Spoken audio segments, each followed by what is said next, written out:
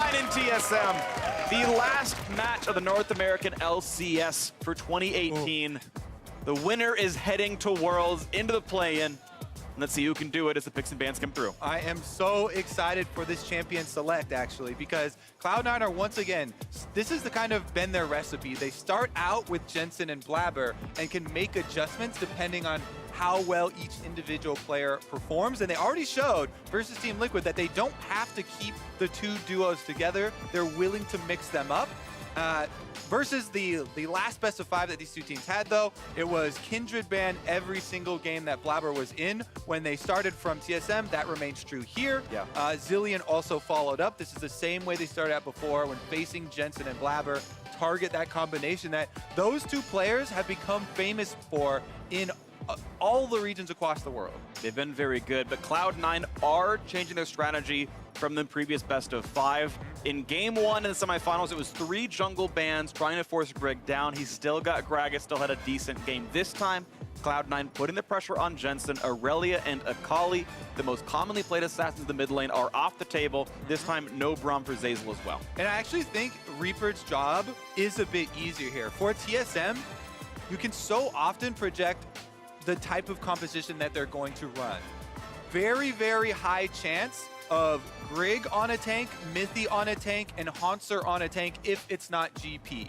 So GP has not been removed yet, so that is still an option. But other than that, it has always been triple tank from them. You know, Bjergsen on some sort of playmaker. Galio also counts into that.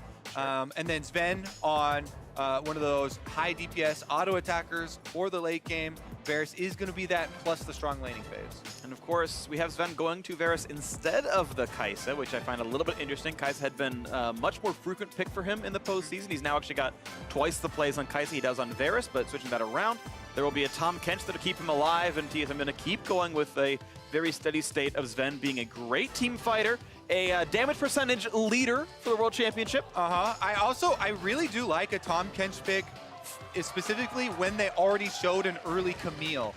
Camille has a very, very high potency for picking people off, very long range, but she's super squishy. If she commits to someone, you Tahm Kench devour that person, all of a sudden Camille will usually find themselves in a bad spot if they're not paired with something like a Zillion or something that's going to give them some sort of defensive buff. On the other side here, Cloud9, let's go with this Aatrox. Yeah. Because I'm very glad the North American teams have increased their priority on this Aatrox. We've seen it in the LPL, months beforehand. They never really even dropped it down, and across the world as well for strong, presence from the top side. And Licorice is going to steal that one over here from Haunter, but he might have to play it into Urgot. Yeah, it's going to be a fun one. I really like this. I think it's very interesting. There were 0 picks or bans of Aatrox in the entire playoff bracket. Quarters, semis, finals, third place.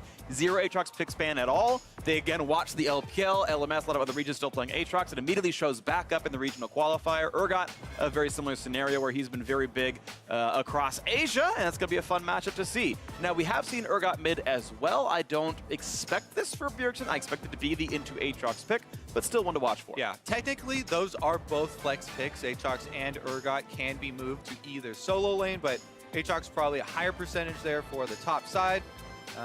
Urgot definitely very versatile. Galio ban does come out because Camille's already been picked up by Cloud9. That is one of the best combinations in the game. You have Camille guaranteed engage and locking people in an area for Galio's big AoE stun to arrive. And you can see a TSM still respecting the hard engage comps that C9 could run. You think back to the semifinal, Leona had featured in that series somewhat prominently, so Zeyzal losing another support from his pool as Tahm Kench was picked. Braum and Leona were banned, and he's going to play something else. All right, so yeah, they're definitely whittling down on a couple of the support role picks here for Zeyzal, who has been a big playmaker for Cloud9. Coming in out of the Academy League very early on, and he was one to stick on the starting roster. Ooh, they move Urgot.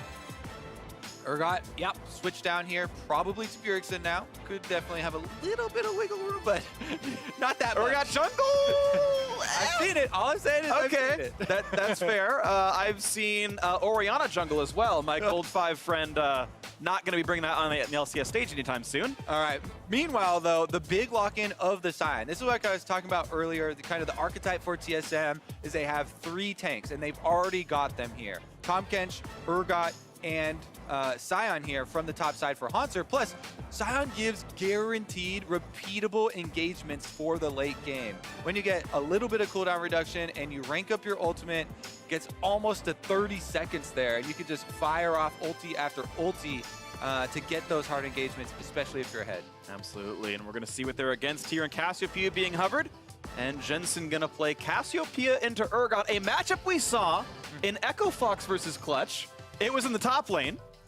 This one going to go into the mid lane now as well. And that one in the top lane also had a first blood start, level 1. Yes, so it did. it wasn't, the greatest of samples. Cassiopeia is safer in the mid lane, also has the range advantage over Urgot, which is very big for the mid lane. But again, jungler presence means so much in this. And if Cloud9 are going to have Blabber on his Camille, which he's been so aggressive on and has played around the mid lane, Camille and Zac are 2 of the longest range engagement for junglers, and both of them perfectly built to camp around the mid lane. So this is going to be a very interesting matchup between Jensen and Bjergsen. Both of those guys are extremely star, mid laners with very high skill caps. Junglers are going to want to get them ahead. And this is not the first time Bjergsen's brought out Urgot in the NALCS postseason. I think back to old Urgot in around 2015. Where he took down Cloud9 at the, out in the sun, I think, at this arena outside, and that was exciting as well. Either way, we are into game 1 of this best of 5. Aatrox coming back in North America. Blabber on another aggressive player with that Camille, but Zac still in the pool for Grig. And the only real ranged marksman on that TSM lineup is Sven. Yeah. He'll be the big damage dealer here. It's going to be an exciting one. Coaches shake hands. They've got more to play, but a very exciting draft all the same. Yeah, I mean, we were projecting at least 3 tanks for TSM. I count Urgot as a tank because you basically build Black Cleaver and then a bunch of tanky cooldown reduction items. So they've got basically 4, and it's going to be up to Sven to have that big damage percentage that Analystesh mentioned. He, at Worlds, has had the highest damage percentage for a team in any single run of any year at Worlds. Yep. And here we go. Score 0-0. Someone's going to take the first one of the best of 5. 3 Nexuses sends you to Worlds. Cloud9 and TSM ready to do battle. Let's get into Summoner's Rift. Final stage of the North American Gauntlet. Both these teams gonna fight it out here. Cloud9 have had such a miraculous run at the end of summer, and they want to make it count here and convert. Speaking of damage, they have damage from basically every role. Very different compositions we have on our hands here. If Cloud9 get an early lead, it can look like a very one-sided game here because they have so many options for damage. And in the early game, you will win skirmishes across the map because TSM won't be able to group up with their big damage. And it's not even just options for damage, it's options for diving as well. You think Aatrox can revive, Camille can drop aggro, Alistar can be practically invincible. They're pretty good at really pressing the advantage. Those dives are going to be exciting. And because that is so important for this Cloud9 composition, I would expect a lot of focus on Blabber and Blabber's early route here. Either give him a strong pull on the red buff so he can take over both Scuttle Crabs in the river. Camille absolutely will destroy Zac, even though Zac, after you get some levels, can have a good presence around mid lane with Elastic Slingshot. Early on, Camille has a huge priority over him with the hook shot, and she will be able to dictate this early game. So it's up to Cloud9 to use Blabber and his aggressive playstyle here. Try and help him out early. Here we go, though. It is going to be the double pull on the red buff, kind of as we're expecting. Licorice with a nice ward here on Krugs, too, because that is a very common second camp to go to now. Yeah, especially for magic damage dealers like Zac. Krugs have negative magic resist and high HP. Zac has % health damage. He actually slaughters those camps, so we'll see if he goes for it. As that red comes down, we'll try. Yeah, it's actually funny because it has evolved to be Zac's favorite camp. Because of the magic resist you mentioned, Zac used to love going blue side to do the blue buff as well as the Gromp at the same time. But because Crux is so valuable now and he absolutely destroys them with his spam AoE, this is definitely the new route, and it was very good ward there by Licorice seeing it. Meanwhile, Blabber going to make his way to the top side as well. So Cloud9 get to be informed of the jungle pathing of Grig. They know his right side jungle is totally open, and Blabber can use that to take whichever camps he wants. I expect him to get a lead in the early jungle pathing because of that information difference. He's going to head up towards top scuttle, and I want to see what he's able to take away from Grig that's not just simply both scuttles. And we need to also look at it from TSM's perspective, right? They pick this Zac into the Camille knowing that they're going to need vision to protect Zac early on. Whenever you have this scaling jungle difference, you know that your laners are also going to have that in mind. Hey, we're not going to have presence early, so play your lane accordingly. And that you could see it in all those wards in the river defensively for TSM. They know Blabber is now going for the second scuttle. If he uses all of his abilities on the scuttle, then you can go for the engage. Ball-in's coming up. Yes, this is Blabber going to be in a part of one. He tries to get the Q backwards, and the auto is going to pull him back. And where is going to rest the team go? They're going to fight, and it goes over to Grig. And looks like Blabber's able to get away safely. He had the E available, so no dive. But Grig able to match in camps. And great move there by Mithy. It's all about the support from your team when you're going for these jungle skirmishes. Zac is able to steal that one away, but Blabber slips into the blue buff. Can he finish it before the wolves are finished? He's got an Alistar as well. This seems pretty likely. So as this gets stolen away, we've got a silent report from Avli. That's word from Reaper. Thanks, guys. Rupert said that the team watched TSM play yesterday and that they actually looked pretty scary coming into today. He said that the team fixed most of their problems coming from Oakland and that they've now found their stride. What I loved was that he told his players, guys, if you don't have confidence, trust in me because I'm confident in you. Back to you guys. Reassuring words from Reaper. If you don't have your own confidence, just trust in me. And he talked about them fixing some of the problems from Oakland. We have already seen a difference in champ select right here. Sneaky, right? On the Kai'Sa. So reliable, late game scaling. You know, doesn't have to play like a Quinn who has to get an early lead, play side lanes to join, you know, get pickoffs and won't be able to put out team fight damage later on. Kai'Sa definitely very capable of that. Well, also being one of the champions that can, in fact, push side lanes later on because of her ultimate being able to join from a long range away. That's one of the reasons he played Quinn so much, was the ability to play from map mobility. And even though he didn't win any of those Quinn games against TSM, it was something that seemed to be pretty powerful throughout the season. Oh, go ahead. Also, the other champion that they got a lot of criticism for was the Twitch. I looked it up in summer of 2018. Twitch has not won a single game in any professional region. Actually, only been played 3 times. Yeah. I lost all 3. SKT first, Gen G was the other one where Bane tried to use it. Yeah. But not anyone finding success with that one quite yet. Okay, we'll see it come back one day. I'm sure we will. Either way, we take stock of the map real quick. And we did see earlier, blue buff gets stolen away. Blabber should have an eventual camp lead over his opposing jungler in Grig, but the rest of the lanes, you've got +8 for Licorice in the top lane, a very small lead for Jensen in mid, but a quite sizable advantage for Sven and Mithy down on the bottom side. So advantages on different sides of the map. You expect Aatrox to be a lane bully. Varus kind of the same, should almost always be ahead of Kai'Sa at least a little bit. Yeah, this is with Kai'Sa with a teleport though also. Jensen actually gets ganked in mid lane. Q gets the auto attack as well, really good damage, and Jensen's gonna flash backwards down to 400 HP, but here comes the re-engage. Supports are here, Greg has the passive, no chase to be had, but Blabber only level 4, has to kite back, not quite knocked up, but they're gonna push back in there. They look at the stun, but Mithy's there to grab him back out. Beard's gonna stay alive, gonna be no kills. A lot of flashes though, both mid laners in the end have to blow their flashes. Grig as well from the jungle. And Zac, this is still fairly early stages into the game, so I would expect Blabber to try and play aggressively following this. Get some deep vision right now while you force them off of the map. And Zac, you know, in base right now, you can see already the Cloud9 vision on top side is starting to creep in around that red buff. Would expect them, you know, to make an offensive move up here. Blabber now taking over the scuttle, feeling very confident now as far as the flashes have been blown. Chunk down there. You mentioned that teleport was brought on Sneaky here. That TP has been used, and as both AD carries get back to lane, it is still a farm lead for Sven, as they both got pretty decent recalls. Blabber seeing if there's a play to be had on the top side. Keep in mind, level 6 for both top laners means Chance of a dive could be there, but now on the bottom side, teleport's coming down as well as the fight is coming in. Greg level 5 looking for the next play to be had. Zeyzal gonna zone out the rest of these players, but he's a bit alone. Ult's gonna go wide, finds a stun, but he has nowhere to go. First blood to be grabbed, goes over to Bjergsen. Big pickup here for TSM. First blood in the mid lane for Bjergsen. After all the shenanigans that we just saw with everyone blowing flashes and the conversion around mid lane, he actually uses the teleport bottom. This is something that you do need to be aware of for Cloud9. He just got off his recall from mid lane, uses the teleport bottom lane. It's actually just a very good ward that they had there previously. Super deep, allowing Bjergsen to come in right behind the C9 duo as they were pushing up in the lane. And that was one of the first times that they had been that exposed. They're down in CS, being pushed under tower by Varus, and TSM very happy with that first blood in this early lead.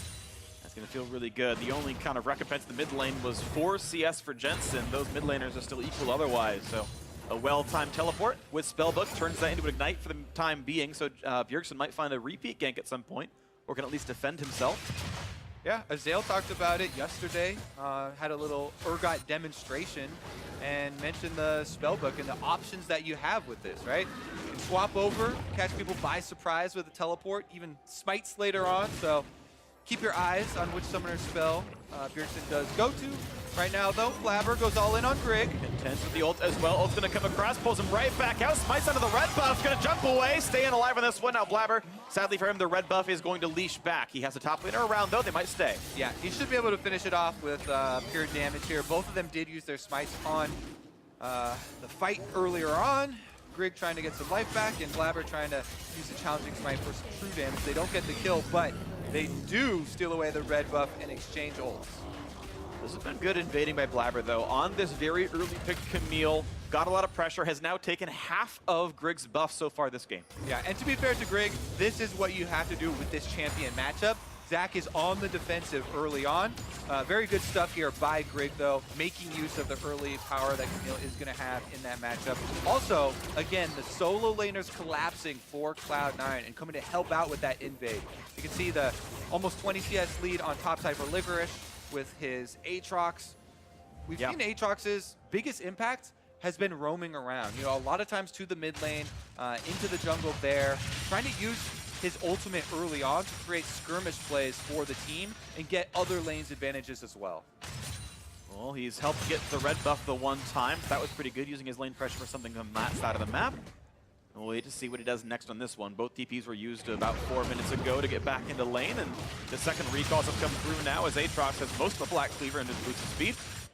Blue buff handed off, no problem, over to Bjergsen on the right-hand side of the map. Still holding on to that Spellbook Ignite. Several minutes to go till his teleport's back up as well.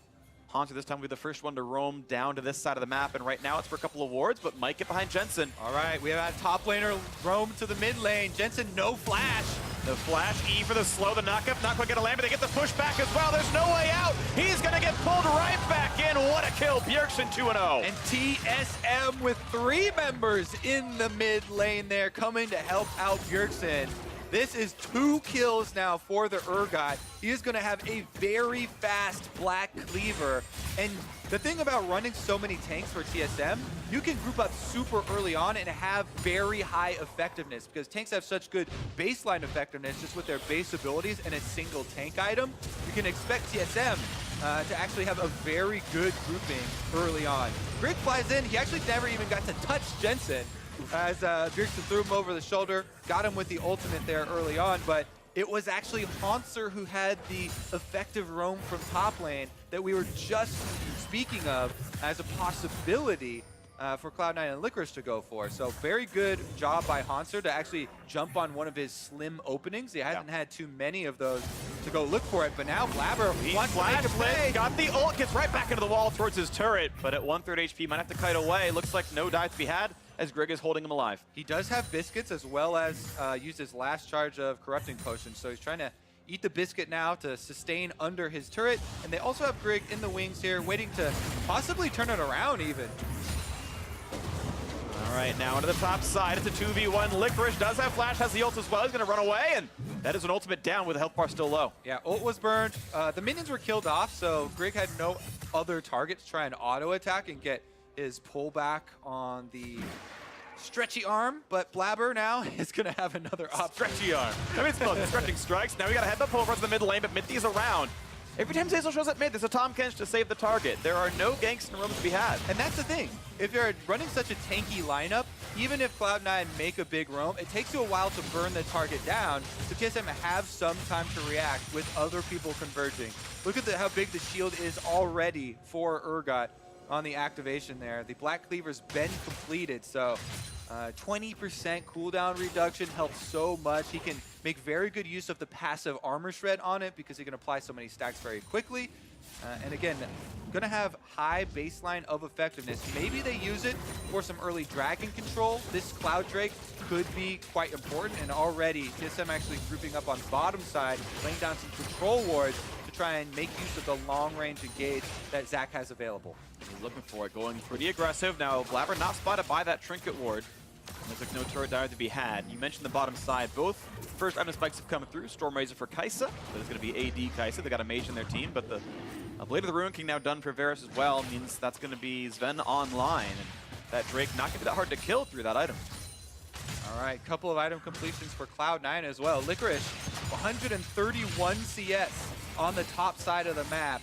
Does have that lead over Haunter, has completed his Black Cleaver, and is trying to wear down on this turret, trying to, roam around, get some deep vision for the team. But it looks like, once again, most of the action bottom side away from Licorice as TSM want to get that first turret bonus.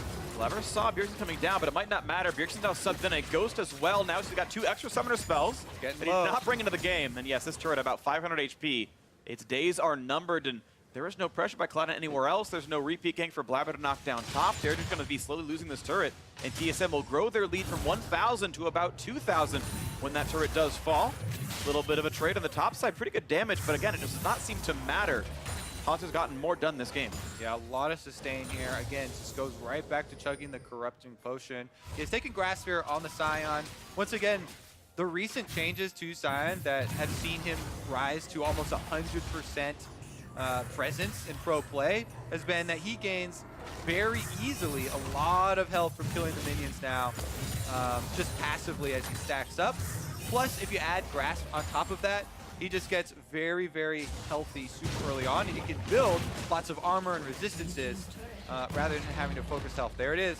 Yep, TSM getting their cake, eating it too. Cloud Drake plus first turret, and Cloud9 have done nothing to stop TSM so far in this game. The lead, almost 2,000 gold. They will get at least an answered Rift Herald. That is 100 gold plus at least a charge on a turret somewhere.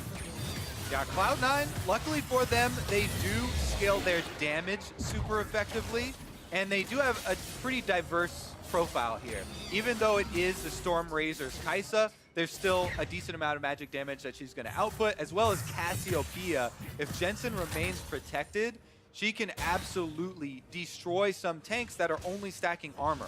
As of right now, Haunter is purely built, itemized for armor. Only his lane opponent, Bjergsen, has stacked up some magic resistance right now with the Negatron Cloak. We'll see when that comes online, as Grig's going to make his first luxury purchase. He's got his Cinderhulk done already, so we'll see if that's Knight's Vow for armor or maybe a Spirit Visage for the very obvious MR plus healing synergy. Wait for that one later on. TSM moving back around the map, though, as Mickey clears away the wards. And they've been the proactive team, which is actually a little bit weird to say in this match. Cloud9 typically have had better early games, and TSM, you heard actually in the Bjergsen mini interview before the game, he said that they felt pressured that, oh, there's a Graves going to scale up. We suddenly have to be the proactive team. We have to make moves in the early game.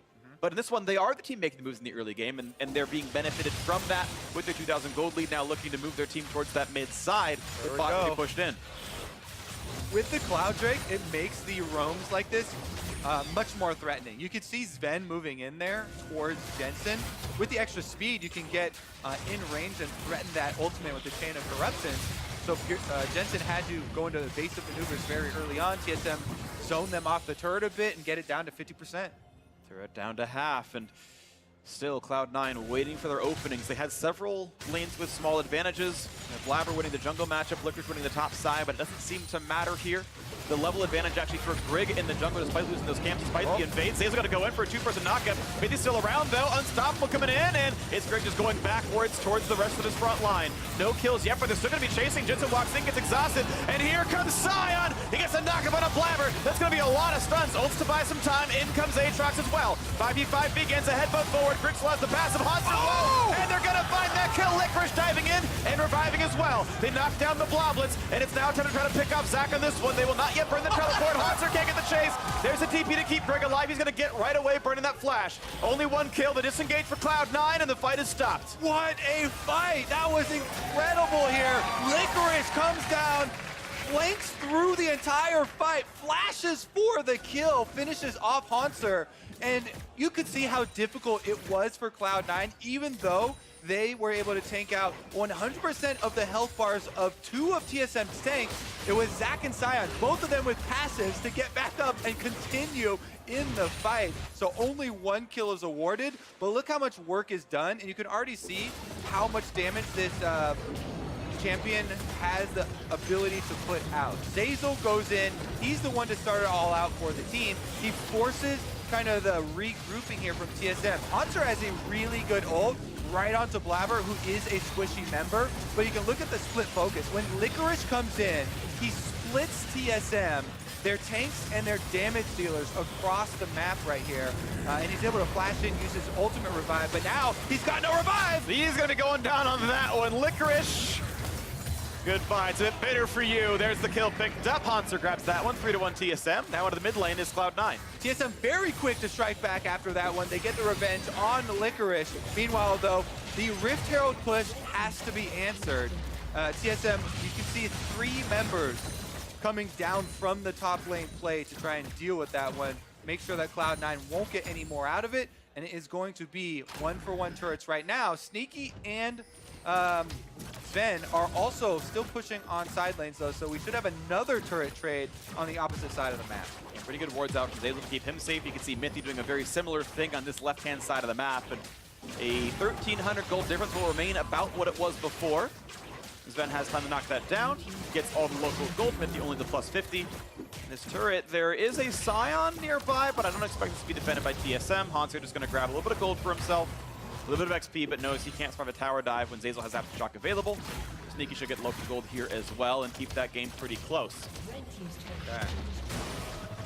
All right, as we get further and further into the game, just look down the list of the TSM tanks and figure out which is going to be an easy target to take down in the fight. The answer is none of them. The only one is going to be Sven, and he's going to have the Tahm Kench next to him. So we'll see how Cloud9 will manipulate the field to try and get a good flank on this Sven. You have multiple people pressure him. They're going to need multiple points of pressure because they have so many tanks to actually work around. They definitely have the damage output, but it's going to be difficult to pull it off. So let's see here. With the towers falling, these deep wards become more and more important. You can see already TSM are moving up into Cloud9 territory, looking for another skirmish. Going to knock down this ward, so TSM get to claim that rush for now. Blabber wants his chickens, might get him. Remember, this is an Infernal Drake in 15 seconds here, so Cloud9 want to fight this. TSM, though, already with the vision control, this is a huge advantage. When you're the team with all the tanks, it's hard for Cloud9 to face check any of these brush.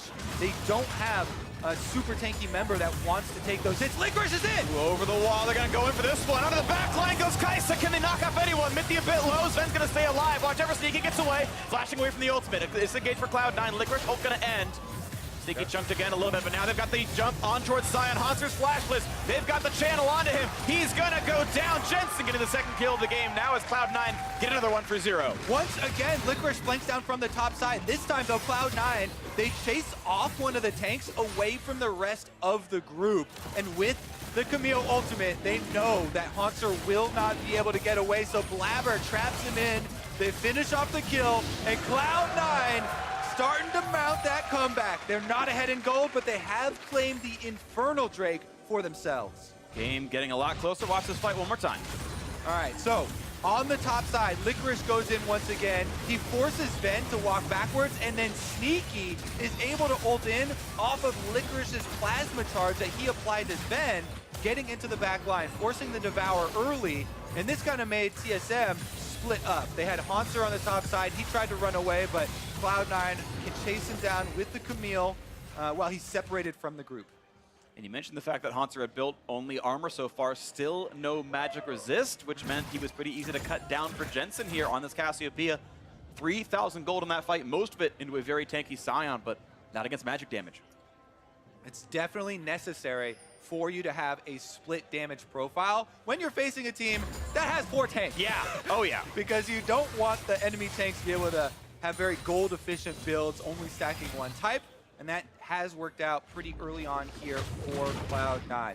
Let's see about the next setup though, because it could very easily go the other way if these control wards for TSM allow them to get the engagement on their terms. This is a Zac and a Scion, very good long-range engagements that have follow-up engagements from the Urgot as well as the Varus with your Chains of Corruption.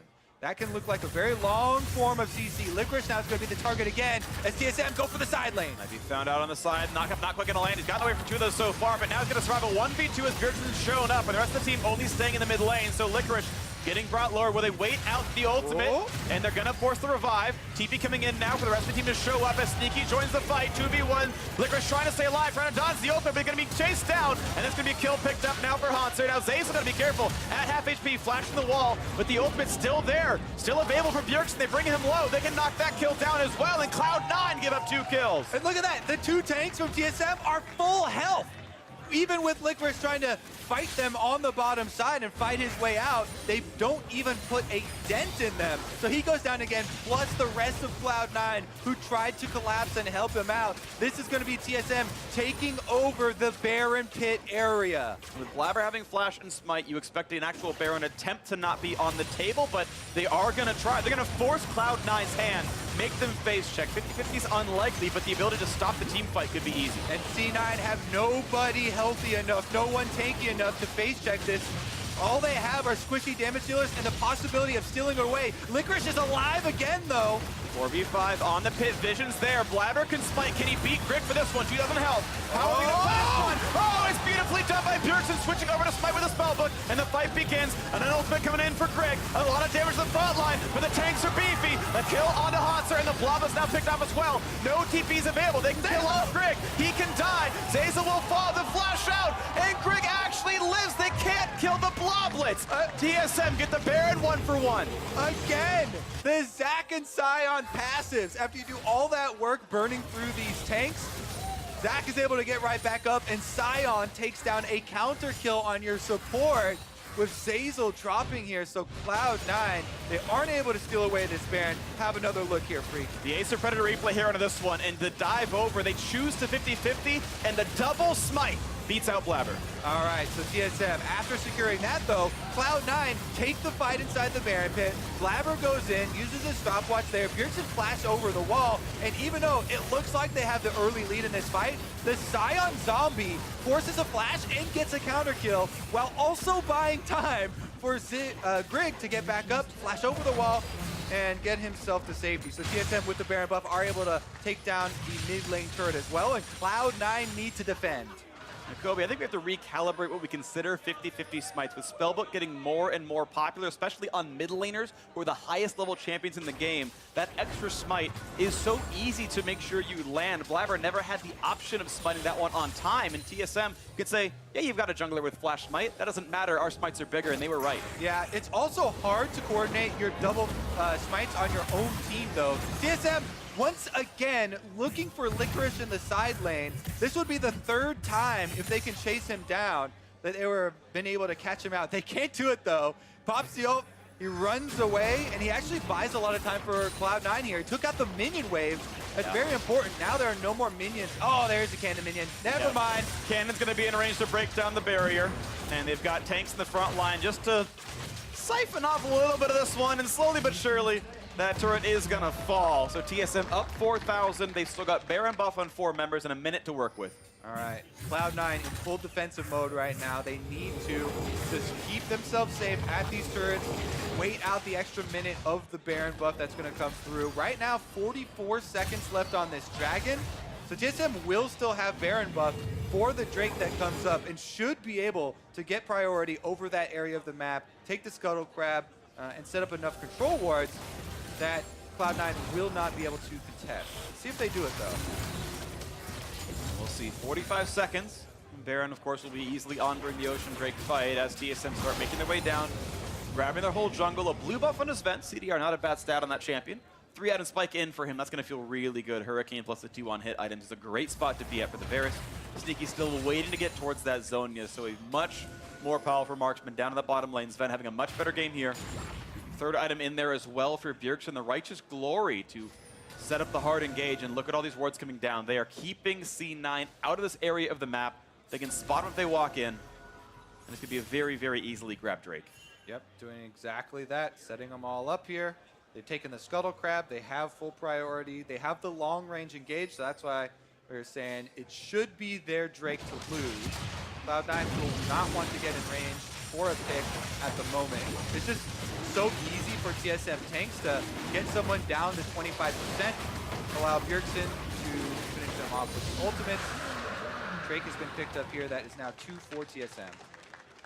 All right, Cloud9 on the back foot, but with Baron gone, they can defend their turrets with relative ease.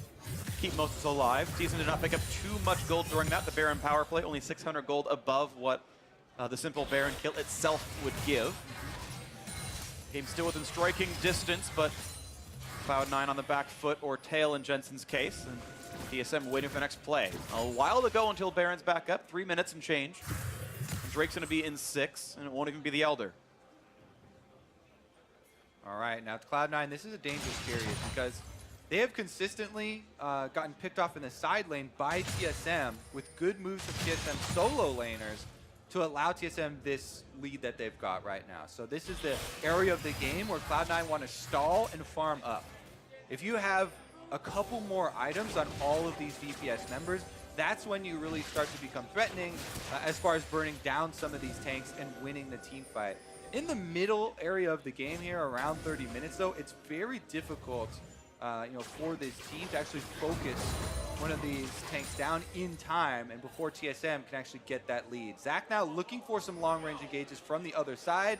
And TSM pushing down this turret while Sneaky is actually pushing on top side for Cloud9. They're trying to trade turrets here. All right, 4v4 on the front line. TP in for Sign. The pass going to be popped for Grig, but he's okay for now as the team shows up for the rest of the team fight. They're going to still keep Kai'Sa in the top lane. Now, how's the engage going to work? Grig is down. The TP coming in finally for the marksman. A 5v4. Those could be Cloud9's fight. Blabber forced to flash away, but the front line's still very durable. The back line not too bad either. Mithy a bit low. Licker's got to be respectful. A stun comes in. Sven stays alive. It's a 4v4. Hanser walks back. Watch out for Jensen. He's knocked up. He's not going down. He forced the zone. He's now Bjergsen looking for his next target. And they finally get those kills picked up. C9 on the chase. Licorice is low. The flash for Hanser, but he's going to be traded back by Sneaky. In goes Jensen. In goes Blabber. Trying to kite away. Over the wall goes Bjergsen. Can't quite find that kill. TSM routed. Cloud9 get up a kill. Is Blabber going to keep chasing there? Bjergsen's so low, but Mithy's bodyguard right now is going to allow him to walk out.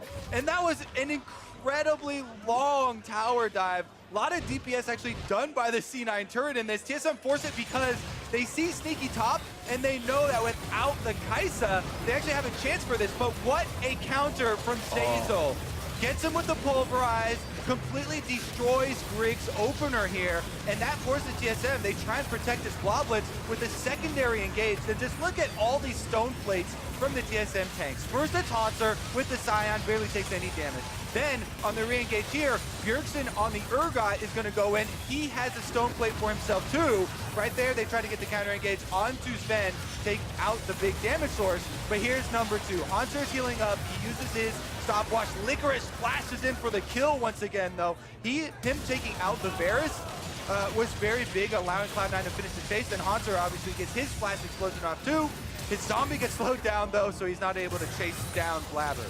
We're back to the hectic mid-game as the minion waves go back and forth. This game is at only 2,500 and any team could win this one. We get later on in the team fights. We've got a very big set of items on Jensen. The Void Staff done. Death Cap not far away. Cassiopeia scales so well. Whoa. And they've got a knock up there. They look for Hanser. Very tanky that pops the stone plate. Not an easy target anymore. They're going to kite back. Oh, it's not going to land from Varus. Stone plate is a very important cooldown to kite for Cloud9. You can see them backing off, and now they can go for the re-engage. Smith. Oh, he got pulled back. He's going to go down. The flash is too late. He was willing to flash, but not after he got pulled back. And now the knockup comes in, but Licorice with the ulti on. Happy to chase forward. Two-man knockup. They're going to chase to the back line, though. No one can save Sven. He's going to surely be knocked out on this one. And the carry is gone. Hanser's alone. 3 for 0, Cloud9. And just like that, Cloud9 are going to be able to take over the map. TSM have been scattered. They can't even get back to defend at the moment. 2 ranged minions left for C9 to push, and they're inside the base. 2 minions will keep the push going. They have the frontline tank it. Zeyzal can hold the tower shots. Inhib turret gonna fall. The inhibitor itself gonna drop as well. 25 seconds on Sven, but more than 30 on Hanser, and it means the push continues. Grig is trying to cut off the minions, but these 2 ranged minions have been heroes. Well, Zeyzal gets the aftershock. He's gonna take it for a little bit of a Bjergsen. Front lining so well. Licorice is low. The kill on the Grig. Respawn's coming soon. Still the 5 vs 2, but he pulls in them. The fear pushing Jensen onto the turret. Can they knock down Cass? They can't quite do it. The next turret is gonna fall.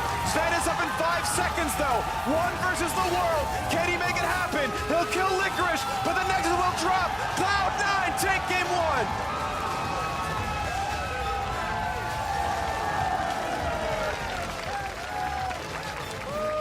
The stadium here absolutely erupted as that team fight began. TSM had control, but Cloud9, as soon as they got that pick, they kited out the first stone plate and re-engaged onto Mithy, who is split from the rest of the team. Once Tom Kench is gone, that just means the Varus has 0 protection, and you're just left with a bunch of tanks running around, trying to body block and distract people. Who's going to kill the Kai'Sa diving backline when the Varus is dead at that point? Yeah, nobody. 2 to 3 fights in a row, absolutely insane. It all started from that Zeyzal pulverize to stop the Grig engage. Sven had ulted Jensen. Jensen did not have a way out. I don't believe he was holding onto a cleanse. He didn't have a QSS. They're like, all right, we're going to dive in. We'll kill Jensen. That fight is over. We'll wait for Kai'Sa TP, no big deal. Pulverize stops it. They re-engage. Hanser was already teleporting to a minion, so we couldn't save the Bloblets. Grig died first. Just insane fighting at the end of that game. Exciting first game. Incredible stuff. We've got more coming. So to break down how Cloud9 took game 1, let's send it over to the State Farm analyst desk. Thank you, Freak. Now that's how we start off a series. C9 pulling it back from the grave. It seemed after the Baron was picked up by TSM that they might be able to roll that cleanly into a victory, but a couple good skirmishes and team fights for Cloud9, and they fire right through the base to pick up the first win of this best of 5. Yeah, I mean, a 2,000 gold Baron power play is not super impressive. They didn't break any inhibitor turrets, and so the map kind of resets, and then C9 do a good job of being able to force cooldowns out of TSM before backing off. So you see the first stone plate forced out of there before they disengage. TSM split trying to get back to the mid lane, and Mithy opens himself up as a target. I mean, Aframo, top of the day, you said that a lot of TSM's success is tied to Mithy and whether or not he's in the right place, directing the team in the right moments, and just there getting caught out in a crucial end game, team fight spells disaster for the squad. Yeah.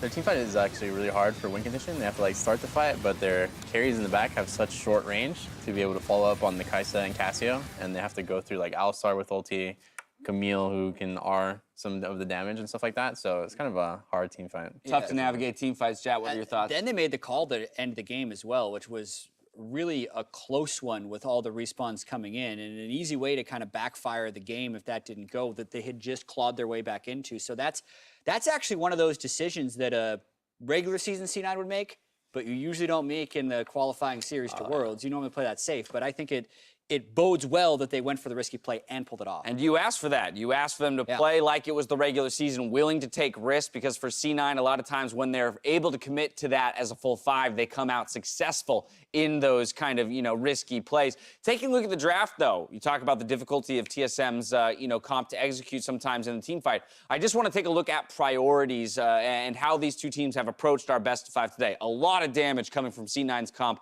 a lot of beef on the side of TSM. Yeah, I think it's interesting to see what C9 is going for. They're still giving a lot of playmaking to the right people while building good team comps. So I do like that it's not just a completely standard Ornn tank that we saw a number of times the first time these guys played for Licorice, as well as the Camille for Blabber feels really good. So the fact that they could build a cohesive team comp while still getting Kai'Sa and Cassio great late game DPS sources was very good.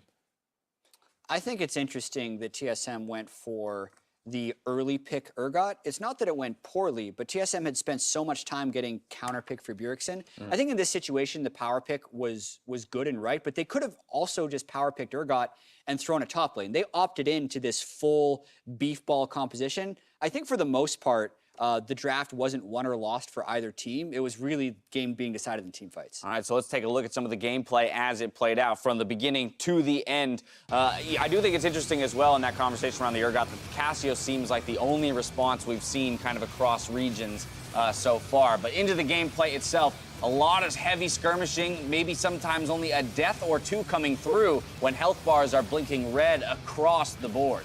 And for me, I think Blabber actually had his first good kind of post-season performance. He was able to dodge out the Urgot ult in this play, which kind of kept him alive and allowed him to get another stun off.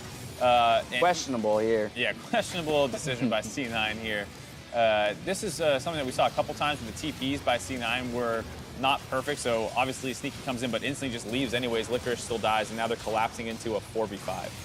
Yeah, this ended up leading to a Baron for TSM because they just kind of walked in, tanked it up with Varus and eventually killed it. After, what were you thinking about how TSM tried to play this one out? This one? Yeah. They can't really hit the tower because of Cassio's range and having Alistar there to ready to engage. So they had Sneaky split for a little while, but since Sneaky wanted to TP down for this team fight right here, C9 just win team fights in general because their front line has to like overextend to be able to CC their back line, and their carries on TSM can't really follow up. So their whole front line is like in the midst of all of these guys, and the only people that do have to play well around it is Blabber and the front line on C9, which is Aatrox, has a res, Alistar has his ulti, and C9 just easily win this fight. Yeah, I can really see the difficulty for a lot of those TSM members in getting into range to deal that damage. The gold swing at the end of the game. You know, it's funny, an interesting point that you kind of made offhandedly, Afamu, while we were watching the game is that a lot of times we come, you know, out of a replay or out of a big play or something, and somebody is in the process of getting caught in a side lane. In this game in particular, it was Licorice, but, you know, what do you necessarily attribute that to or diagnose that as? Why is it that people in kind of those reset moments, does it feel like are more prone to getting caught out? I think a lot of the top teams learn this skill where when you're coming off of a team fight or a reset, you have to instantly know how to set up the map, where you want to go, where the enemy team's going to go, and predict it. Otherwise, you're going to get caught somewhere. So TSM is really good at that off of a reset and know what they want to do. They're like, Licorice is going to push the side lane up, overextend a little bit, we can catch him. So Tom Kenchport's over there, and he got caught twice like that, starting team fights. I think there should be, or rather there is some concern then around, again, the inexperience that is that exists on the Cloud9 roster, and Licorice, Zeyzal, and even Blabber himself. And yes, they did come away with the victory, but a couple of those moments definitely allowed TSM to extend the game and keep themselves in a position where that Baron ultimately was taken off of a pick in the bot lane and rotated up to the top side. That said, I did think that while that's the downside of being the rookies, the go when you see the opportunity was still there. That was something that was lacking in the playoffs. And in that final fight, you know, there was no hesitation as Blabber, after killing Mythy, realized I can get onto Sven for free now, and he hopped the wall and found him, and that's kind of won them the game was Blabber getting the Camille ult off. So I think they can criticize him for that, but it was a good thing as well. Jat, TSM to blue side here moving into game 2. It was a very close game. So what would be some small adjustments that you'd like to see from this squad to, you know, push the series to 1-1? I really want them to control Kai'Sa more. It is by far Sven's most picked of the playoffs. I feel like whenever you're opting into these 4 tank compositions like TSM has done, or a lot of other teams have done globally, Kai'Sa is the key to that because she shreds faster than even a Rageblade, Blade of the Rune, King Varus would. And I think if you swap the 80 carries in the last game, TSM probably wins. I want them to early pick Kai'Sa because that blocks a lot of opportunities for the other team. All right, priority in that ADC position. Cloud9 starts the series with a win. We'll see if TSM can bite back when we return for game 2. See you after the break.